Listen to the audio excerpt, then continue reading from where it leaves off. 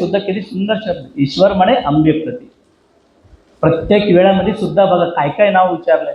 अंबे प्रती, गिरिजा, नाव किती आलेलं आहे, किती किती नाव आलेलं आहे. त्याच्यामध्ये बघा हिमाचं मुलगी हे सुद्धा ते म्हणलेलं आहे, हिमा बाळ असंही म्हटलेलं आहे. हिमा म्हणजे बघा किती व्यवस्थितपणे, म्हणजे महादेव देखील पार्वतीला सांगत असताना फक्त नाव घेत नाही, त्याला खूप त्यालाही मोठेपणा देऊन बोलतात. म्हणून हा परमऋषी ग्रंथ म्हणजे फक्त अध्यात्मच नव्हे तर नित्य जीवनामध्ये सुद्धा लाभ होणाऱ्या गोष्ट आहे.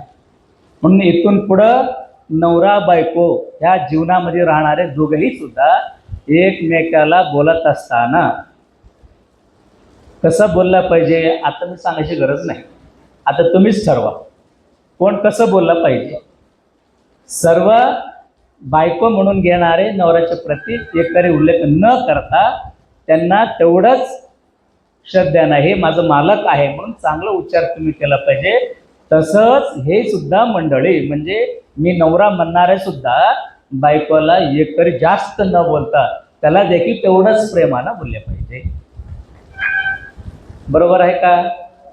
असे तर टाळे वाजवा मग एकट्याला बरोबर वाटू लागले.